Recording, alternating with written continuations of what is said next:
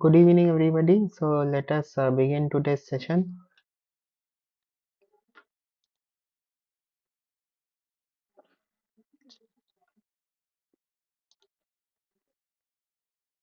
So it actually this is week 5. So in this week, the sir has discussed about wing. This was actually like the second part of um, wing placement and like designing the wing. So configuration of the wing. So in this, like in the previous week, we saw how to select an aerofoil and how to like design some parts of the wing. Okay, but in this week, he has discussed the same thing in more detail. Not the same thing. He has discussed more topics in more detail. Okay, and he has also discussed about tail. Okay, so first he has discussed wing incidence angle, then wing dihedral angle, then a very important topic is wing vertical position. So where is the wing located with respect to the fuselage? Then he has discussed wing tips and the tail configuration. So you know that tail aircraft tail, it consists of a horizontal tail and a vertical tail. So how are each of those tails configured? Okay, so like um, where should you place them? What are the benefits and uh, disadvantages? Okay, and then he has discussed about spin recovery, like if your aircraft has stalled or something, then how can you recover from the stall using your rudder? So the first topic he has discussed is wing incidence angle. So you know that wing incidence angle is the angle with which the wing has been set on the airplane. So if this is your aircraft, then if you place the wing like this, okay, if you place the wing like this, so I've exaggerated this, but then this angle is your wing incidence angle. So how and why is it beneficial? We'll see. So the thing is that we know that at cruise, okay, when the aircraft is cruising, it has to fly at some CL, okay, which like you will give its maximum efficiency. So we know that for minimum thrust, the CL is root over CD naught by K. Okay, but it could be like this could be any CL. Okay, maybe like this is some CL which uh, optimizes some parameter. Like in this case, we are optimizing the thrust requirement, but it could be any sort of parameter.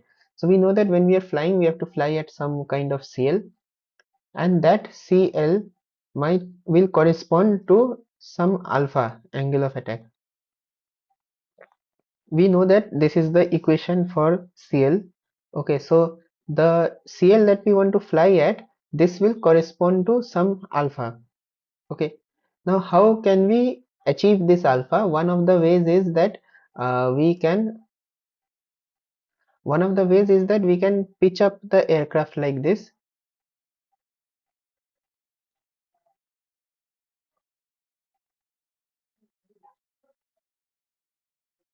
One of the ways is that we can pitch up the whole aircraft like this. Okay, and then the wing will experience that alpha.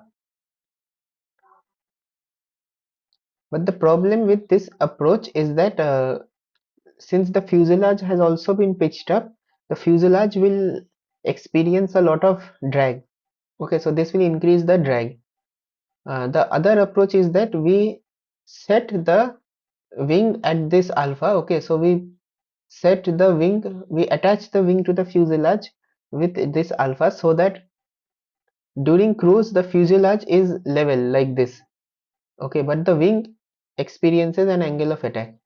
So in this configuration, the fuselage will not experience drag, but the wing will generate the desired lift. Okay, there is another. So you can see. So this excerpt I have taken from Raymer's book. So wing incidence angle is the pitch angle of the wing with respect to the fuselage. So then he has defined it that if the wing is twisted, then what we have to do. Uh, so this section is important. Okay, wing incidence angle is chosen to minimize drag at some operating condition, usually cruise. The incidence angle is chosen such that when the wing is at the correct angle of attack for the selected design condition, the fuselage is at the angle of attack for minimum drag. So the wing incidence angle is chosen in such a way that during that operating condition, the wing will be at the correct alpha and the fuselage will be at the alpha corresponding to minimum drag. Another application of this is that if we have passenger aircraft, we know that during cruise condition the passengers are allowed to roam freely in the aircraft, and also you have the cabin crew uh, who serve food and drinks. Okay, so if your aircraft is like this, if your aircraft is pitched up, then the passengers and cabin crew will have to walk on a tilted surface. Okay, so it will be like climbing uphill and downhill. Okay, so it will feel like that, climbing uphill and downhill. Whereas if the fuselage is like this, then the passengers will feel like they're walking on a level floor. So this is some comfort aspect for the passengers. And one thing is that this is one way to ensure, like one way to solve this problem. But right now there are other ways to solve the problem also, and wing incidence may or may not be used in modern aircraft. Okay, so this wing incidence angle is approximately like 1 to 2 degrees. Okay, if we uh, follow this method, then it comes out to 1 to 2 degrees. And in modern aircraft this may not be followed. Instead the wings may be cambered to produce the desired lift.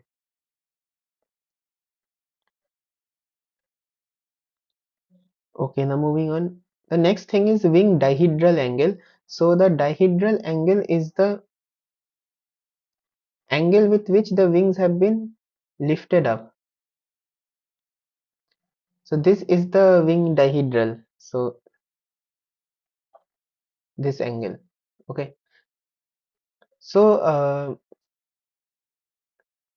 the usually the effect of this is that if it has a positive dihedral like this, then the aircraft usually tends to be stable in the roll axis. So let us say that the aircraft experiences an unwanted roll in this direction, then this dihedral, it produces a opposing torque which brings it back. Okay,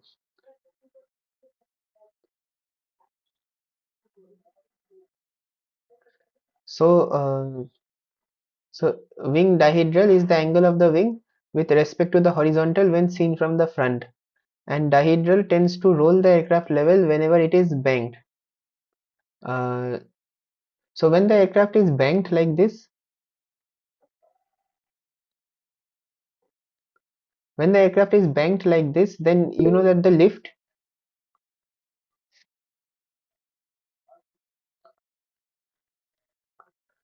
Okay, so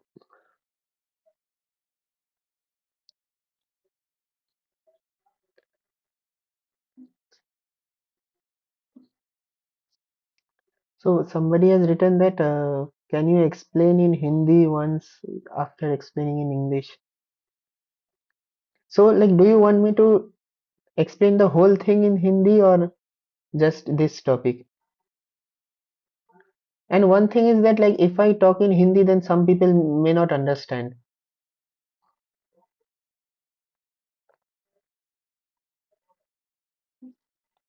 So the thing is that so when the aircraft has rolled like this, then you know that the lift, it acts offset from the vertical. So this will induce a side slip. Okay, when the aircraft has rolled, the lift is not acting vertical; it is towards the side. So this will induce a side slip. The aircraft will start moving towards the sides, okay, either right or left. And this side slip, uh, so it's written the aircraft slides towards the lowered wing, which increases its angle of attack. So this will increase the angle of attack of this wing, and hence this wing will produce more lift, which will bring the aircraft back to level condition. Okay, so what happens is that, again I'm explaining, so when the aircraft rolls, the lift vector, it acts uh, offset from the vertical, and that causes a side slip. Okay, the aircraft starts moving towards the side, and when there is a side slip like this, the wing which is lowered, okay, which has been lowered, it will experience an increase in its angle of attack, and this increase will generate more lift, which will roll it back to the vertical position. uh,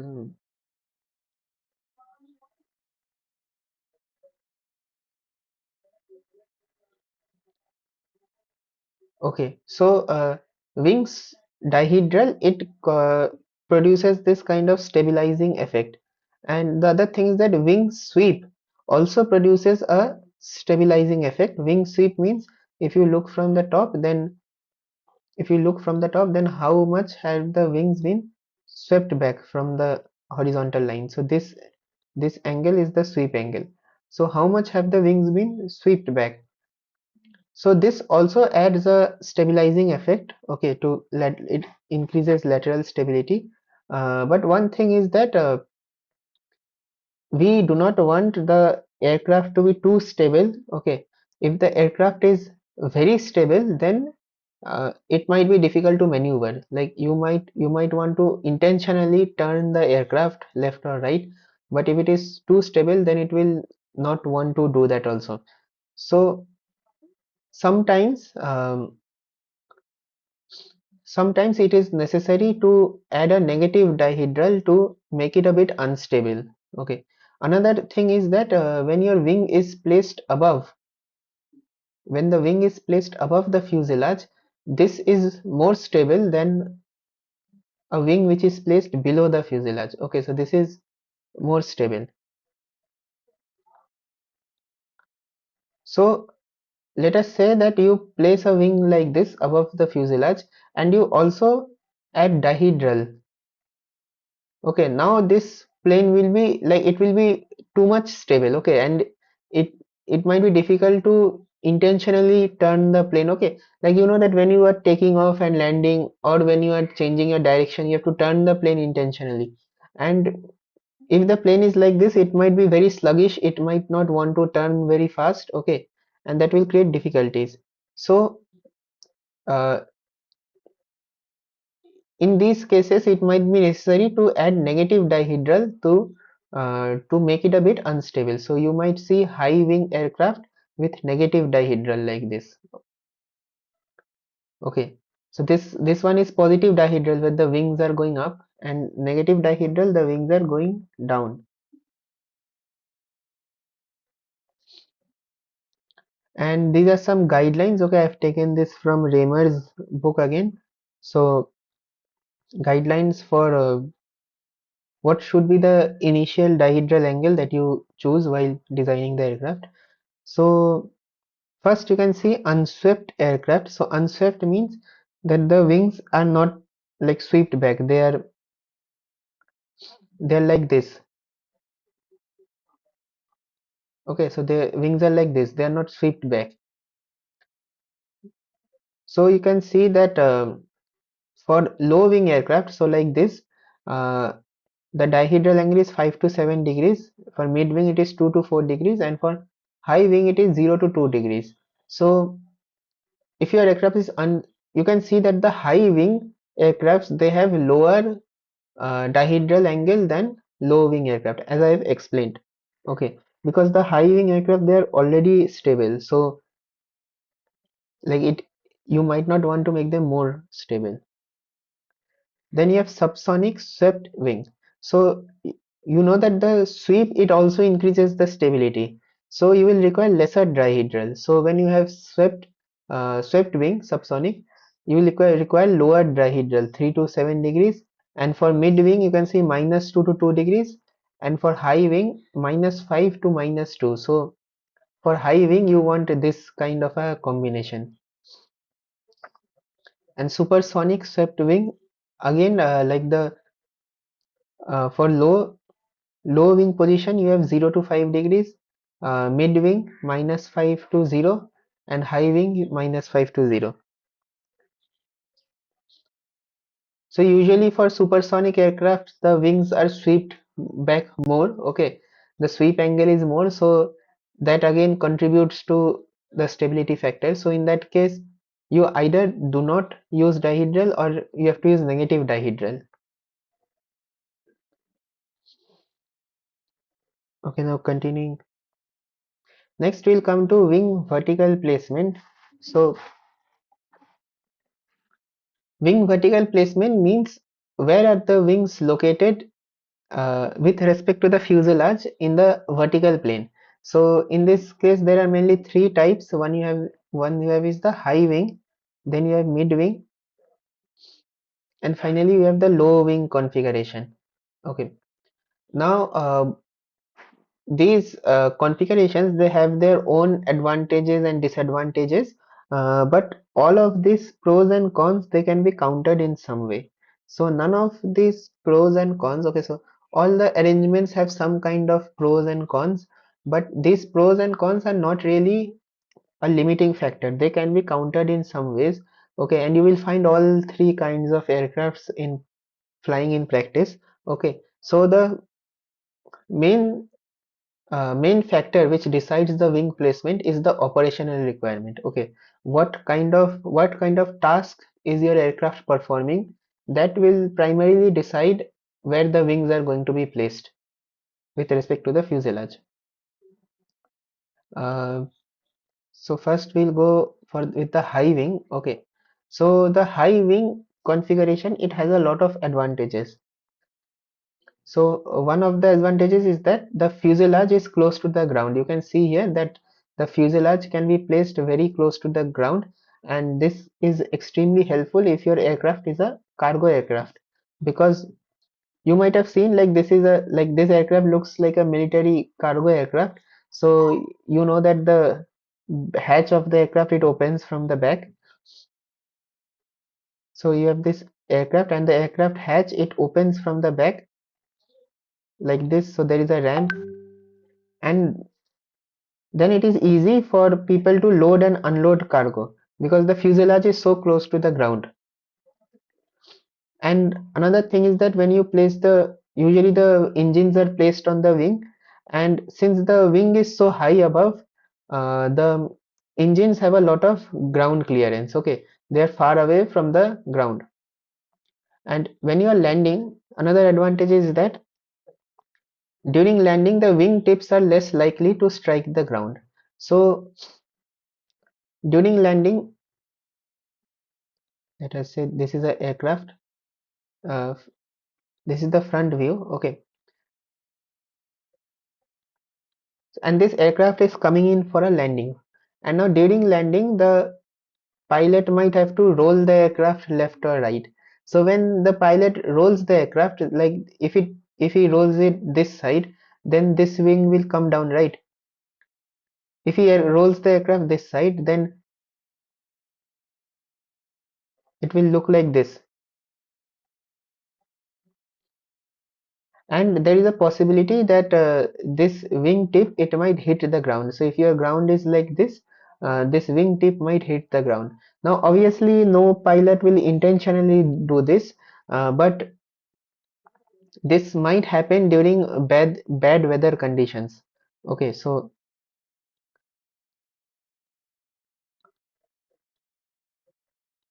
this might happen during bad weather conditions, like let us say that the pilot is coming in for a landing and there is a warm object like some cement patch or something. So there is a warm object which gives off heated air, and that heated air might push this wing up, which might put this wing down. So or there might be a side wind, or there could be a gust of air which does this, produces the same effect. So when coming in for landing, the it is expected that the plane might oscillate a bit, okay, or during bad weather conditions the plane might oscillate a lot, okay. In that case the pilot might also abort the landing and try again. So in these conditions, uh, if you have a low wing aircraft, if the wing is lower, then there is a higher chance of the wing hitting the ground. But if the wings are higher, okay, if the wings are installed on top of the fuselage, then there is lesser chance or almost no chance of the wings hitting the ground. The other thing is that the wing can be supported with struts. So these objects are called struts. So you can attach struts like this to support the wing, and so the wing itself, this will reduce the weight of the wing itself because the wing need not be very strong. You can attach struts and reinforce the wing.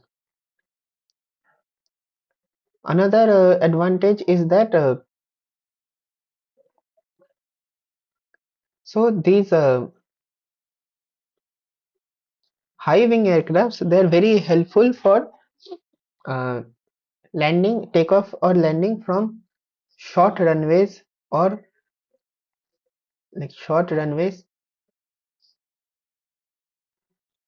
or you can say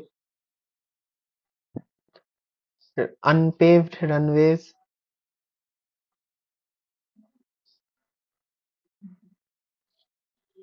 or field kind of runways,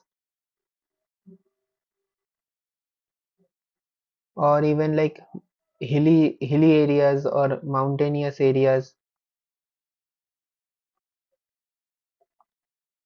Why is that the case? Because one of the advantages you saw is that the wing tips are less likely to hit the ground. So when your runway is short, or when your runway is unpaved, or when it is hilly, so these things become more likely, right? If everything's perfect, if you are landing at New Delhi airport, it will obviously have a long runway. It will have multiple runways. Okay, so it is paved also. It is very smooth, paved. It is free of debris. So in that case, any kind of aircraft can land. But when you're landing on a short hilly runway, which is not paved, there are more chances of accidents. Okay, so in that case, one advantage is this: the wing tips will be less likely to hit the ground. The other advantage is this: the engines are higher above from the ground. Okay, so there is less chances of debris, getting sucked into the engine. Suppose there are small rocks here. Okay, suppose you're landing on a field runway or on an unpaved runway. Okay, there could be rocks here and there, or some particles. Okay, maybe not rocks, maybe some particles, or maybe leaves. Okay, so there are less chances of these getting sucked into the engine. Okay, because the engines are placed farther away from the ground. And the other thing is that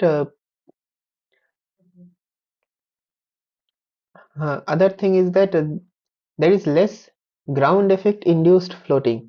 So when a plane is flying close to the ground, okay, the air below the wing, it gets compressed, and so the airplane tends to float. So if this is the ground, when the airplane comes near to the ground, the air below the airplane is compressed, right? So this makes the aircraft float. Okay, to some like to some degree, the aircraft then floats above the ground, and it does not want to touch down. Like it refuses to touch down. So that effect is lesser in case of high wing aircraft because the wings are higher above from the ground. And since the aircraft is less likely to float, it can land on shorter runways.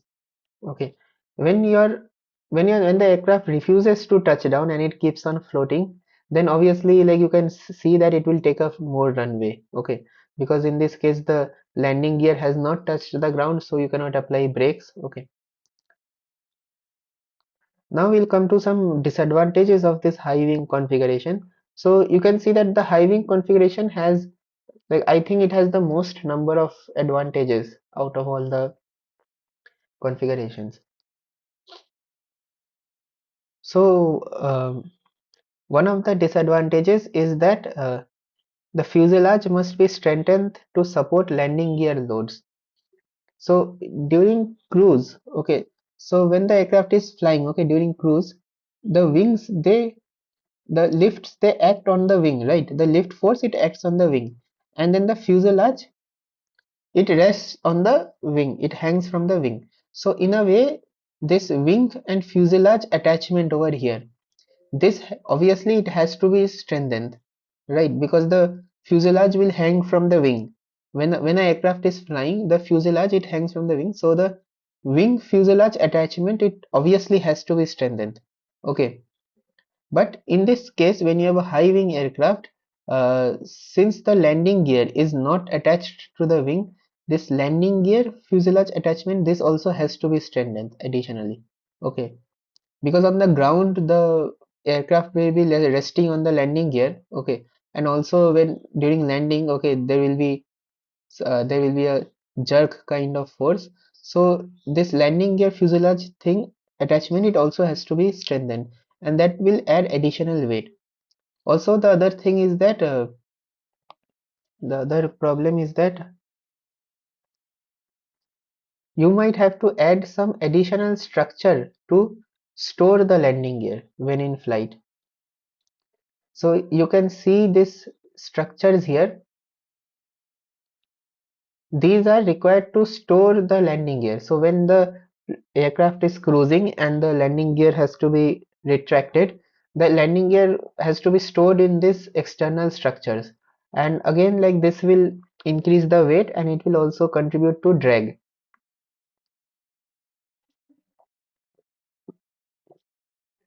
Acha, one more thing is that high wing, as I've explained, as I've shown in the previous slide during dihedral, high wing aircraft, it also tends to be more stable compared to low wing aircraft. So this is actually a good choice. I feel like this is a good choice for cargo type of aircraft because you can easily load, unload, and you can uh, land, like you can take a heavier, so cargo aircrafts are going to be heavier, so it is easier to take off and land with this kind of aircraft. So this is a good choice for a cargo aircraft. uh, Another problem is that the pilot's view might be blocked during high wing, by the high wing. So this might not be suitable for a combat kind of aircraft, like military combat kind of aircraft, because during combat a pilot has to look everywhere, like they have to look here, left, right, if possible they have to look back also. Okay, so we know that the pilot sits here, so his or her view might be blocked by this high wing. Okay, so this is one of the disadvantages. And the other disadvantage is that fairings might be required to get. So fairings are these objects. Okay, so this object is the fairing. So without fairing, there might be a lot of drag, okay, additional drag, and this fairing might be required to reduce the drag to an acceptable level. But still, like this wing and fuselage attachment, this area will produce some drag. Okay, so there will be some drag because of this attachment. And another disadvantage, I have said that this is like it could be an advantage or a disadvantage. So this tends to be more stable.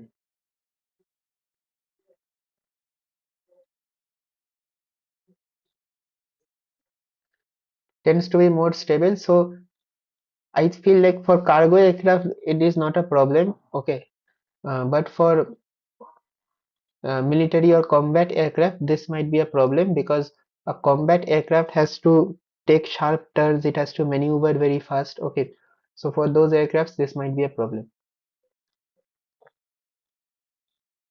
Acha, one more advantage of the high wing configuration you can see is that you can hang things from the wing.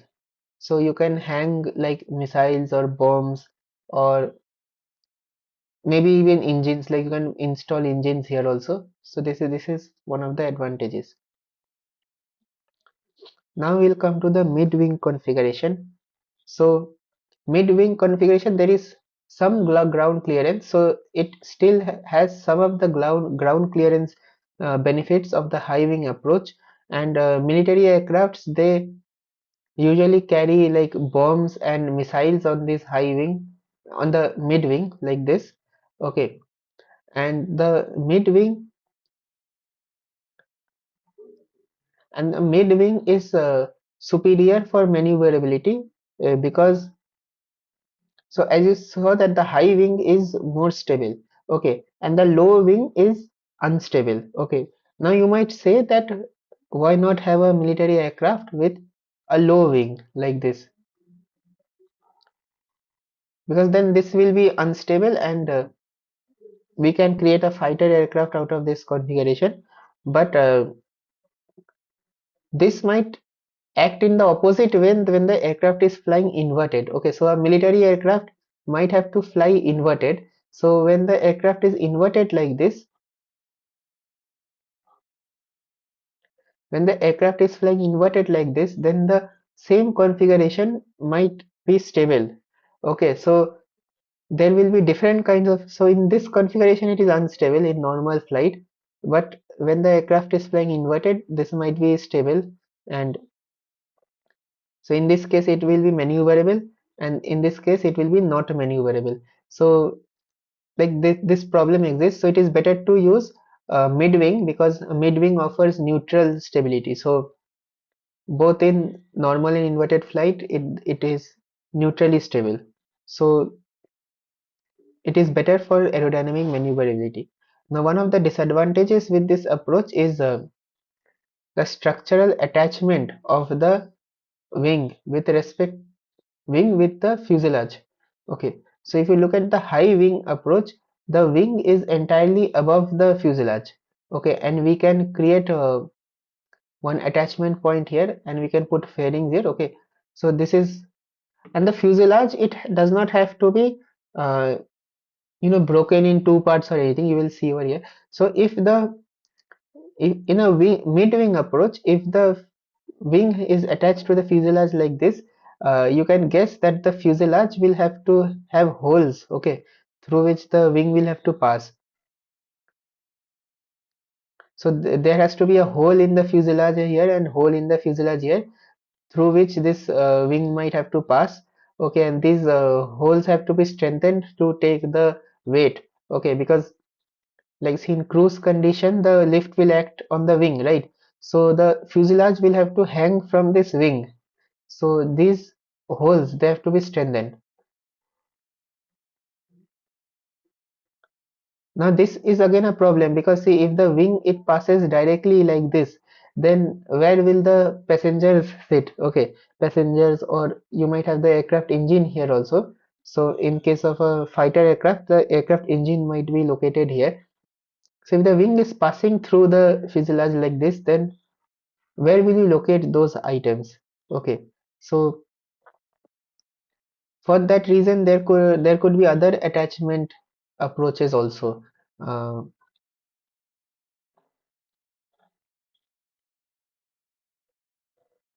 like you might attach it from below. Okay, you might take this wing, put it below, and attach it like this. But then again, it creates complication. So in this approach, like structurally attaching the wing to the fuselage is a problem.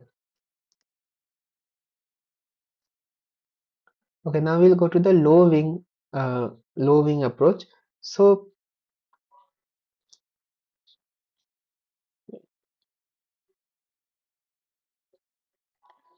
hmm, so in a low wing, the wing is placed below the fuselage, and the major advantage of this approach is the storage of the landing gear.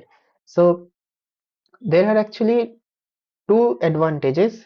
Okay, uh, you have seen in this high wing approach is that we have to strengthen this wing fuselage attachment, and we also have to strengthen the landing gear and fuselage attachment. Okay, so there are two places which we have to strengthen, but in case of a low wing aircraft, we only have to strengthen one point, the wing fuselage attachment, because the landing gear is attached to the wing itself. So when the aircraft is on the ground, the force will act on the landing gear, which will again act on the wing, and which will pass through this wing fuselage attachment point.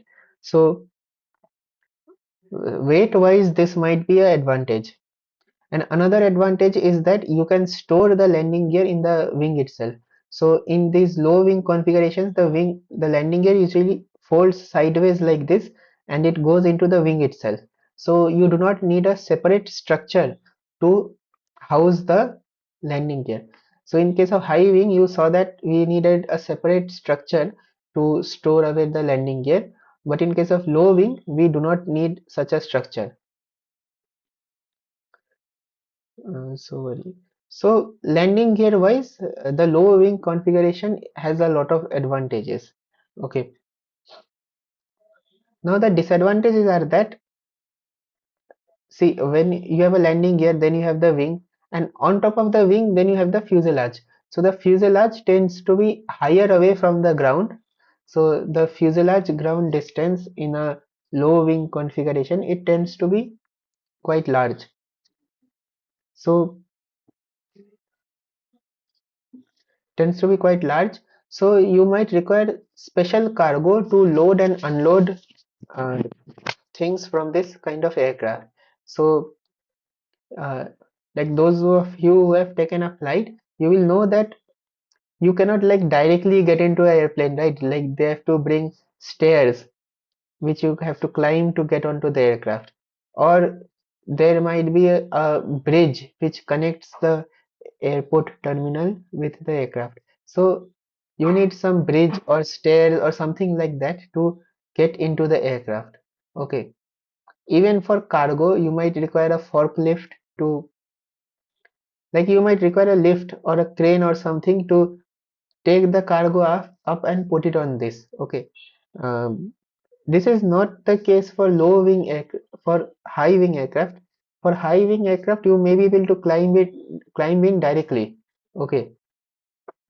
Or directly from a truck, you might be able to unload cargo into the aircraft. So fuselage is placed above the ground, high above the ground, and this you will require special equipment for loading and unloading. Uh, so one thing is that these aircrafts, like it can be used for commercial passenger aviation, because commercial aircrafts, they usually fly from established airports, right? So these aircrafts, they usually fly from big airports, and those airports do have these equipment, like they have trucks, they have forklifts, they have cranes, they have stairs. So it can be operated from these kinds of airports. Another disadvantage is that the uh, ground clearance is very low, so it might not be possible to hang anything from the wings. Okay. And you might have engines. Okay. And the engines may have to be placed above the wing. Okay, there might not be place below the wing to place engines. You might have to place them above the wing, and this might disturb the airflow. This might disturb the airflow, and it might uh, result in a loss of lift. Okay, so like without the engine, if your wing generates 100% lift, with the engine it will generate lesser lift, like maybe 80% or 90%. Okay, so there will be a reduction in the lifting characteristics of the wing because of the engine. And even then you can see that the engine is quite close to the ground. So if the aircraft is landing on a rough kind of terrain, like let us say unpaved field or hilly kind of runway, there is a chance that debris which are fallen on the ground, they can be sucked into the aircraft engine. Okay. And another disadvantage is that low wing aircraft, when they're landing, there is a chance that the wing tip it hits the ground. Like as I explained that during landing the aircraft might roll a little bit, and since the wings are already closer to the ground, this roll might result in the wing hitting the ground. Okay, and to counteract this, the wings might have some kind of a dihedral. Okay, here you can see that the wings have a dihedral. So the wings might have a dihedral to increase the ground clearance at the tips. So you can see that at the root the ground clearance is lesser, but at the tips the ground clearance is higher. So this might be done to prevent the wingtip from hitting the ground. So another thing we'll see is that a low wing aircraft is unstable. So this has a dual purpose. The low wing aircraft, it is unstable. So when we add a dihedral, it adds to the stability. And you will also see the opposite in case of the high wing. So in high wing, the aircraft is stable. So here you can see there is a slight negative dihedral. There is a slight negative dihedral, so which might be done to reduce the stability a little bit.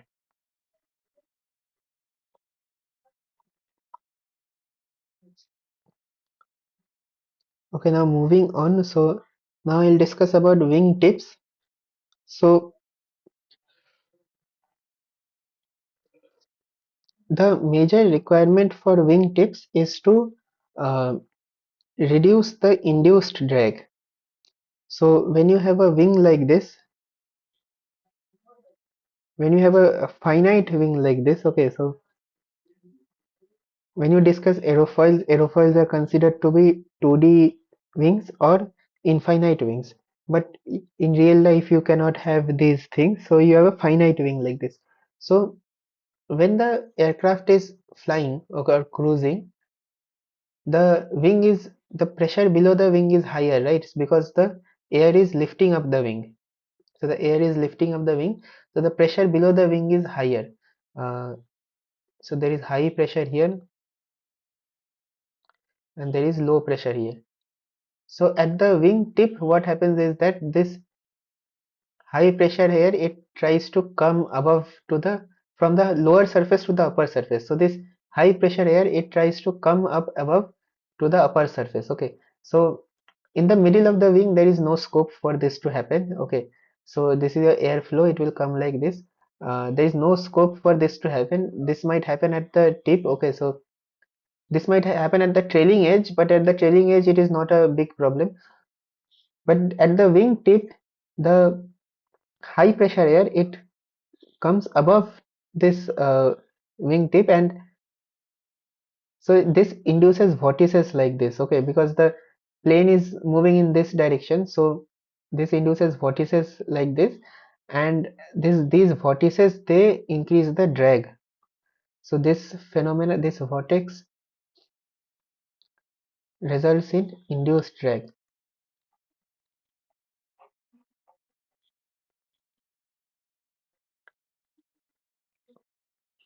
We know the formula also.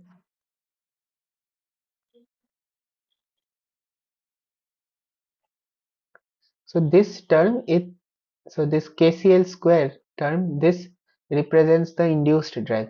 So you can see that this is also proportional to the lift produced.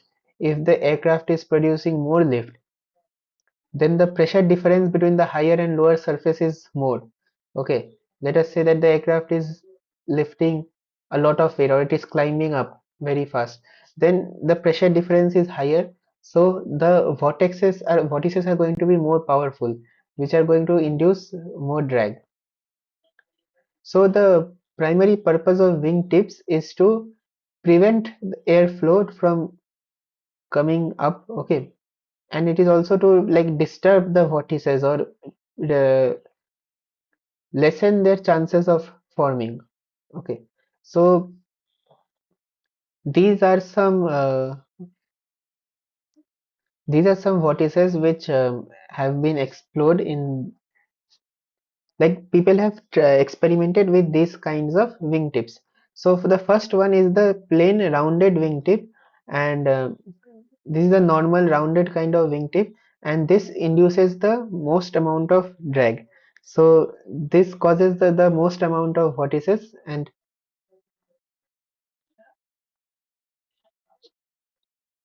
most amount of drag, because the air can easily pass from the lower surface to the upper surface. Next we have a sharp kind of wingtip like this. Okay, so you have a sharp tip. Now it has been seen that like simply making this sharp, it can make it difficult for the air to uh, pass from the lower surface to the upper surface. Okay, so this will reduce drag. Similarly, even if you abruptly cut the wing like this, okay, you do not have a smooth tip, you have a cut tip like this. Even this reduces the drag to some aspect.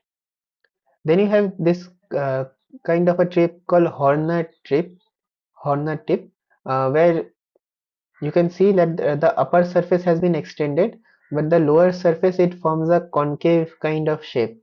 Okay, the lower surface is below and then forms a concave shape. Then you also have this drooped tip and upswept tip. Okay, and these other kinds of tips, aft tip, cut forward tip. So this drooped tip, upswept tip, okay, they, you can see like the airflow, it is, there is some disturbance in going above, right? The air is pushed down instead of it, like it is difficult for the air to move up because it is pushed down.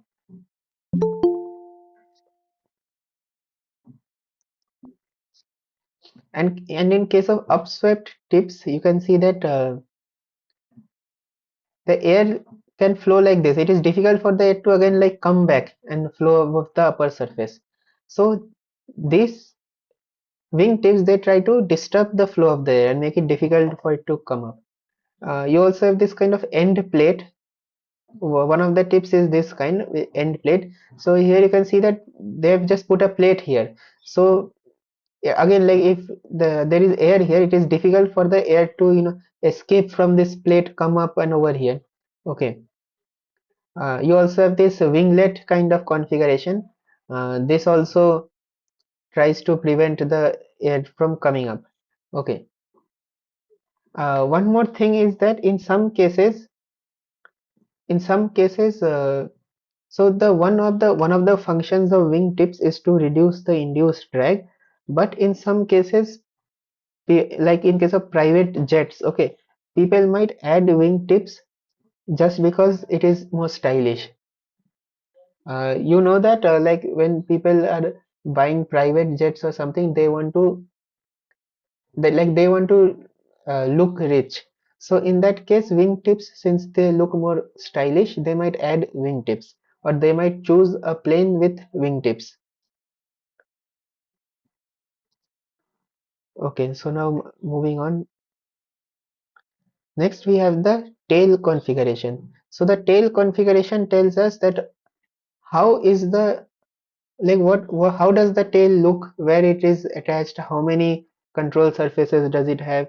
So these things, they dictate, like they constitute the tail configuration. So here also there are lots of arrangements which are possible, and they have been like explored in, like in some they have been explored sometime or the other in history. So the first one is the conventional tail. So it is known as the conventional tail because it works. Okay, so it is a tail configuration which is generally okay. So here you have a horizontal tail like this and a vertical tail, and they're attached to the fuselage. Then you have a T-tail. So in a T-tail, you can see that there is a vertical tail, and the horizontal tail, it is attached above the vertical tail. Okay, so the horizontal tail is not attached to the fuselage. Then you have this kind of cruciform configuration where the horizontal tail, it passes midway through the vertical tail. Then you also have H tail. So in H tail there is no central vertical tail. So the vertical tails, they are attached on the tips of the horizontal tails. You can also have triple tails, which like it is similar to H tail, but um, it adds a normal vertical tail also. You also have V tail and inverted V tail. So in V tail and inverted V tail, you can see that there is no proper horizontal or vertical tails. Instead, the wings, they're attached at an angle. Okay, so when you deflect one of the wings, or when you deflect one of the control surfaces, it will induce both a pitching and a yawing motion. Okay, so if you look from the front, then the normal tail, it looks like this, right? So you can use the elevators here to pitch the aircraft, and you can use the rudder here to yaw the aircraft. But when you have a V tail like this, your control surfaces are installed like this. So if you pitch up the if you move the control surfaces, it will induce both a pitching motion and a yawing motion. Okay, and you will require some kind of a mixer. You will require some kind of a mixer, or you will require some kind of a uh, software, or some kind of a algorithm. Okay, which has to coordinate both of these control surfaces so that they can produce either pitch or yaw. For example, like if you pitch up this, like if you move this control surface, and if you move this control surface, then this yawing motion, it gets cancelled, and you have a pitching motion, right?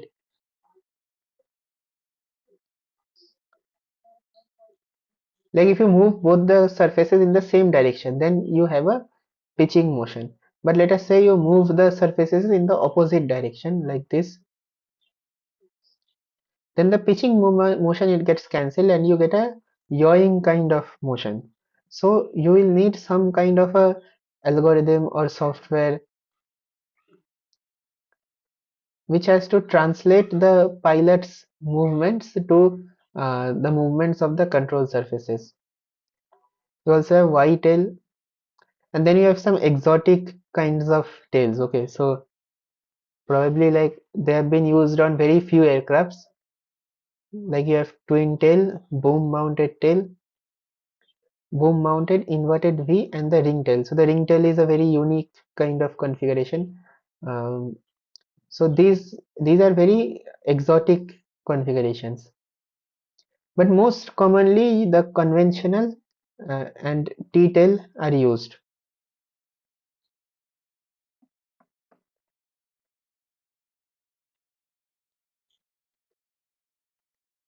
Okay, so one thing is that the T-tail, it will require more structural reinforcement because you can see that the horizontal tail is attached to the vertical tail, right? So this vertical tail and fuselage attachment, this has to be stronger. Okay,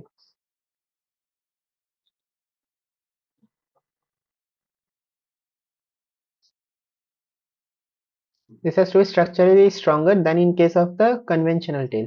In case of conventional tail, you can get away with making this like this, like in case of T-tail, this has to be stronger than the conventional one. T-tail also has some advantages where it might be like a T-tail, it might be better when the aircraft is stalling. Okay, so when the aircraft is stalling, the T-tail might configuration might be more stable, which I will show later. So this chart, okay, so this chart shows that where is a good position to put the tail to avoid stall. So this is your wing, okay, this is the forward wing, and like this is the, like you can imagine an aircraft here. Okay,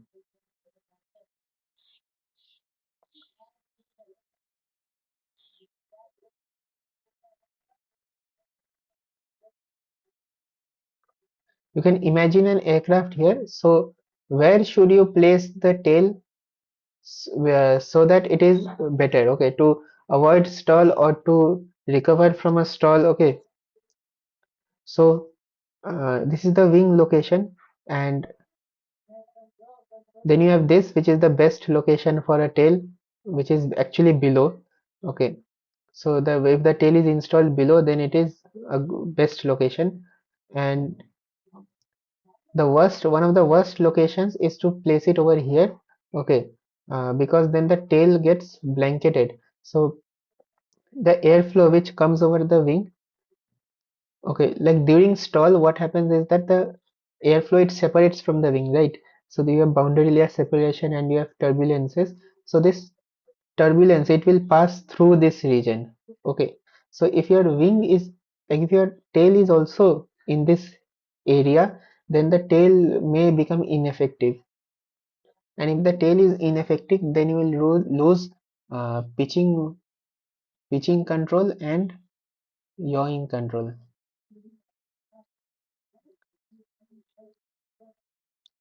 Okay, so during stall, like this region, this will experience a turbulent flow. So putting the tail in this location, like it will make the aircraft unrecoverable from a stall. So outside this location, we have to place.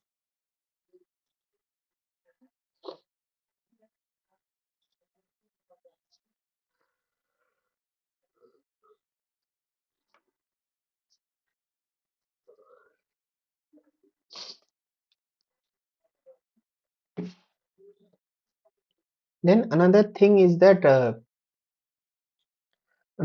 sir has discussed is like he has discussed it briefly, not in much detail. So he has discussed spin recovery.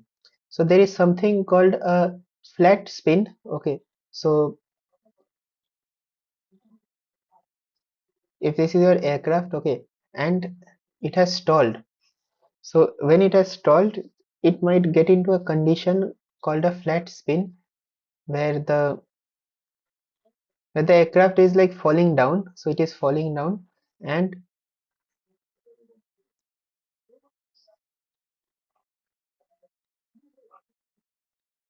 it spins in the yaw direction. So it is falling down and spinning like this. So this is called a spin, or you can say a flat spin.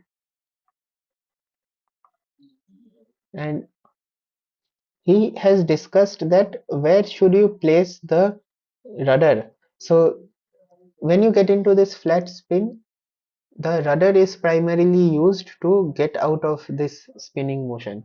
So where should you place the rudder to recover from this spin? So there is a guideline for this. So when you have the horizontal tail like this, you have to draw two lines, one at 30 degree from the trailing edge and 60 degrees from the leading edge, and this is the region in which the airflow is going to be turbulent. Okay, this is the region when the airflow is going to be turbulent, and so if the vertical tail is in this region, the vertical tail might not be effective. So you can see that if you place the horizontal tail like this, then during a flat spin, the vertical tail is going to be almost like it is going to be not effective, and it might be very difficult to recover from this flat spin. Whereas if you move the horizontal tail a bit forward, then you have some region which is unblanketed, and this region it might be effective for controlling the yawing motion. If you also move the tail back like this, then also you have some region from which you can control. You can also move the horizontal tail up, so you will see. Remember, like this is the that cruciform configuration that we saw. So in this case, the horizontal tail is like midway of the vertical tail. So above the horizontal tail, it is ineffective, but below the tail, you have some portion where the rudder is effective. You can also mm, you can also use the T-tail configuration. T-tail configuration, the horizontal tail is above the rudder. So during this flat spin, the rudder is always going to be effective. Okay, the whole area is going to be effective, and the like this horizontal tail is not going to disturb the airflow. But one of the problems is that if you look over here, the T-tail configuration, it might put the horizontal tail in the wake of the main wing. Okay, it might put it in the wake of the main wing, so that might again cause a issue. So these are some of the placements, and the designer has to like compromise between one of these placements. Then one of the other things he has discussed is dorsal fin and ventral fin. So this is the rudder, and we add these kinds of fins. Okay, and these fins help in delaying the stall. Okay, they do not make it. They do not add a controllability aspect, but they help in delaying the stall. So that again like makes it a bit more safer. Okay, and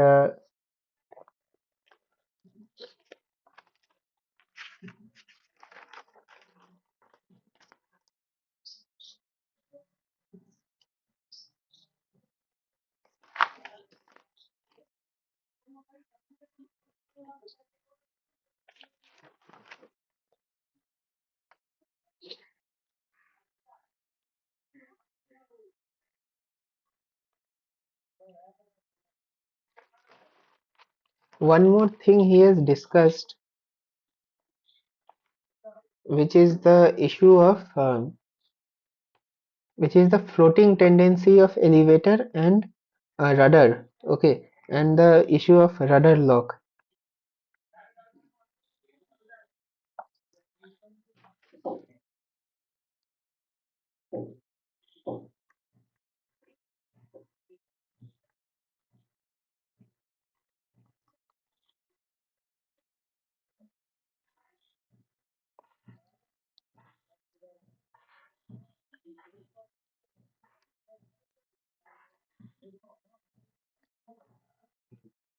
So one of the issues he has spoken about is the floating tendency of elevator.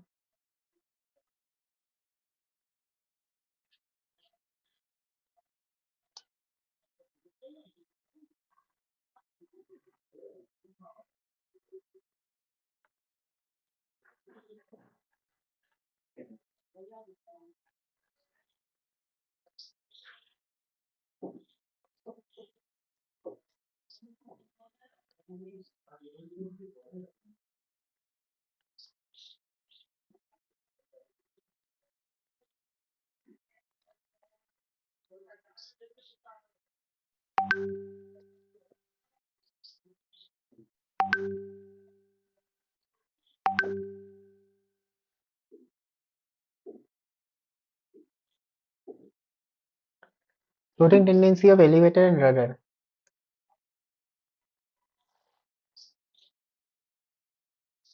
So wait for 1 minute.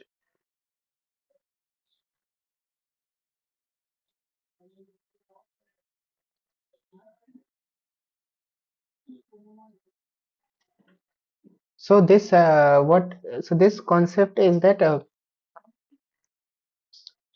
when an aircraft is flying, so if this is the horizontal tail and this is the elevator, okay, the movement of the air, it causes, so you can see when the air it moves over the wing, okay, there is generally going to be higher pressure below the wing, right? So this is not really 1 minute.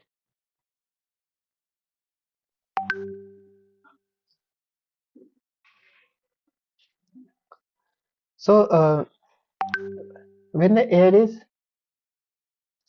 moving over this is the elevator, not the main wing, but when the air is moving above the wing, above this elevator, it also produces higher pressure below this uh, sorry, this is elevator and you can say horizontal tail.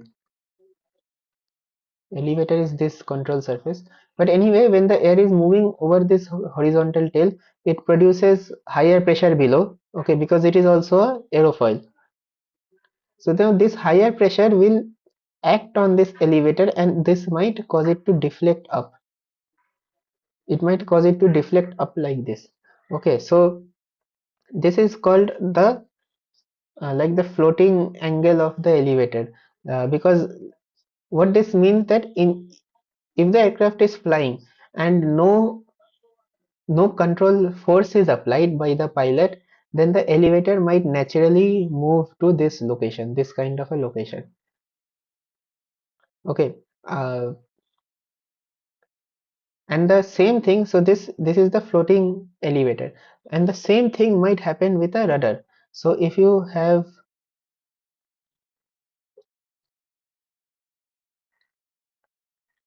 a aircraft like this top view, and we know that the rudder is over here now, uh, due to side slip. Okay, so this rudder floating will happen due to side slip, but let us say due to side slip the rudder might deflect. So if I draw it in a bigger way, this is the normal rudder position, but if you have a side slip like this, there is a higher pressure over here, right? So this might deflect the rudder. Okay, so again, like this will be the floating tendency of the rudder.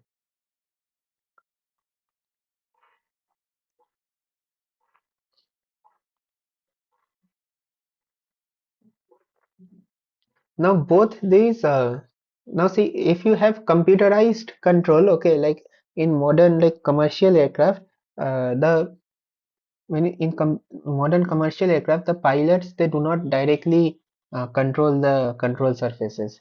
Instead, what happens is that the pilot inputs are fed to a computer, and the computer it does various calculations, and it also adds some safety checks. Okay, and then the computer then again signals the hydraulics,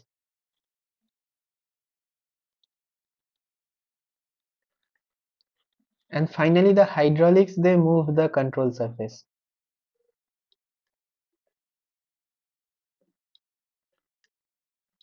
So this is the case for modern like big commercial aircraft. But when you have a smaller aircraft or old-fashioned aircraft, the pilot inputs are directly fed to the control surface.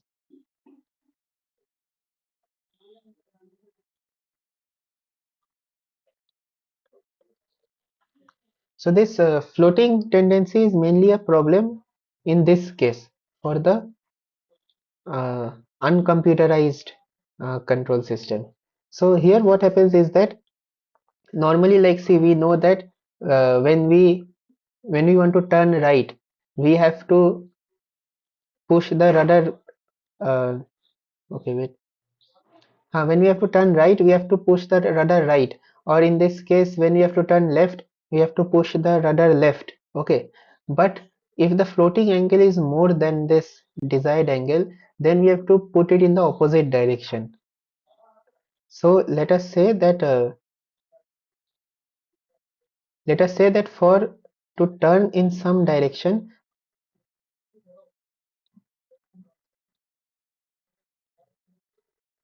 let us say to turn in some direction in a controlled manner, or let us say to recover from a spin or something. Okay, we need the rudder to be like this. Okay, so very gently, deflected to the left. There is some deflection here, but it is very small. But let us say that because of this high side slip, the floating rudder is deflected over here. Okay, so this is the floating angle of the rudder, and it is deflected far away. Okay, so in that case we have to turn the rudder in the opposite direction. Okay, we want the rudder to be here. Okay, but the floating rudder is over here, so then we have to turn the rudder in the opposite direction. Now this is a problem because it might act against the intuition of the pilot. It might act against the intuition of the pilot, because you know that a pilot is will be accustomed to doing this, right?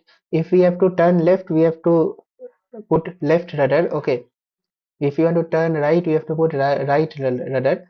But if the floating angle of the rudder is more, then they have to do opposite. Okay, they have to use opposite force to bring it back, and the same case might happen for elevator. Okay, so the opposite force might be required. So this is the issue of um, floating elevated rudder and the rudder lock.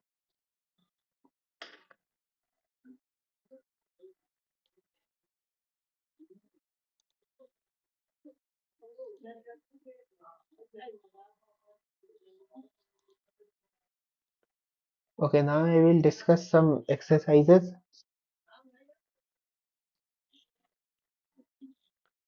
So the this is the first one. During a flight, if the aileron is deflected with a certain positive angle, how will this affect the lateral stability of the aircraft?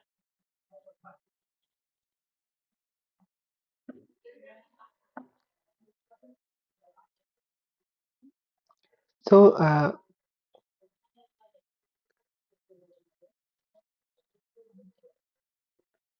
I think that in this case the lateral stability is going to be unchanged, because when you so firstly, like, what are the ailerons? The ailerons are the control surfaces installed on the main wing.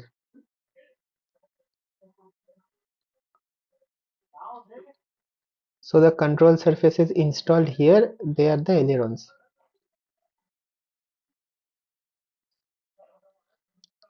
So when the aileron is deflected, like in normal conditions, not stalling or some condition, when the aileron is deflected, this should not affect the lateral stability of the aircraft.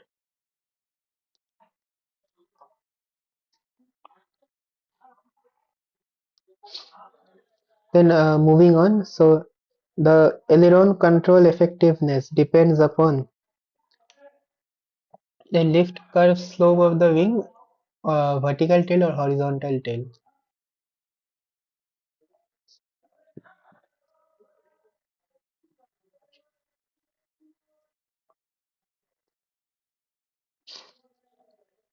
So in this case also, I think the answer is lift curve slope of wing, because like as you saw over here, the ailerons they're installed on the wing. So why will the like the tail or horizontal or vertical tail lift curve affect the um, aileron's effectiveness? The wings lift curve will affect the aileron's effectiveness.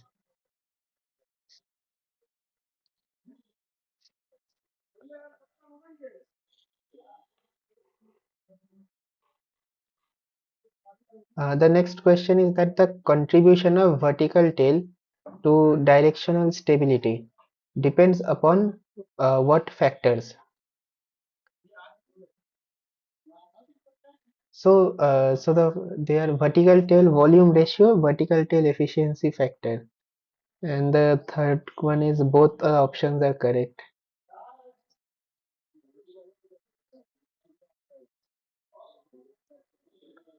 So yeah, so the answer here is C. Both the options are correct. The vertical tail ratio and the vertical tail efficiency both will affect the stability.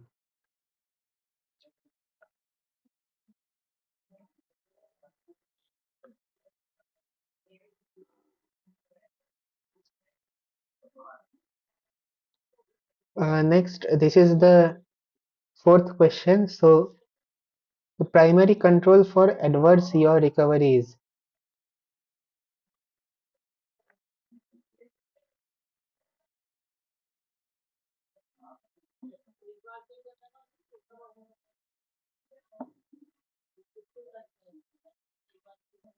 So as we have discussed up till now, so when you have adverse yaw, like this is that spinning condition. So the adverse means unwanted. So unwanted yaw means the aircraft is spinning. So when you have to recover from that situation, we have to use rudder, as like we have seen.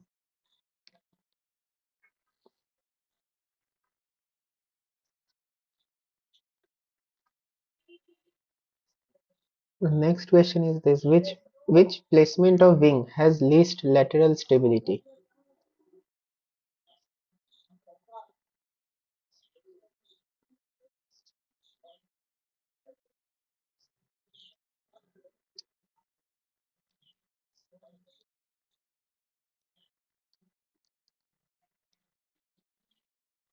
So in this case, the answer is low wing, as you have seen, like as I've shown that, like if I draw the stability diagram,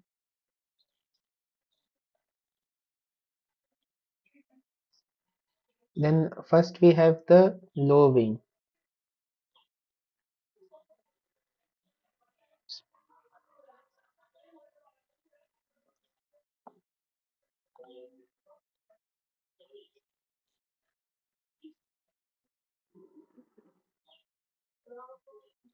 First we have the low wing. Then above that we have the mid wing.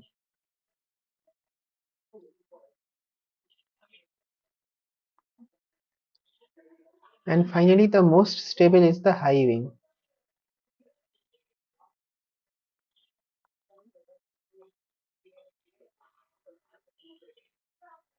So the placement of the wing that has least lateral stability is the low wing.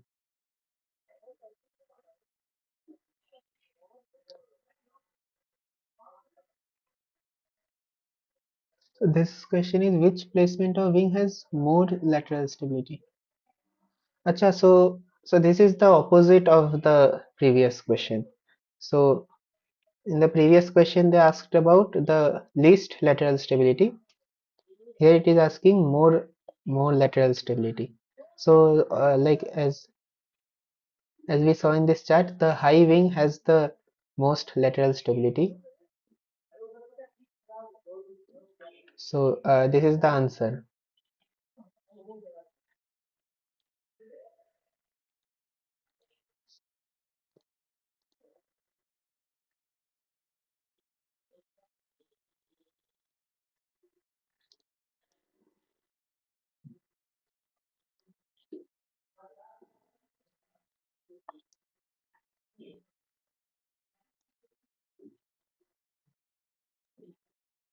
Okay, everyone. So thank you for coming. So this is the end of today's session.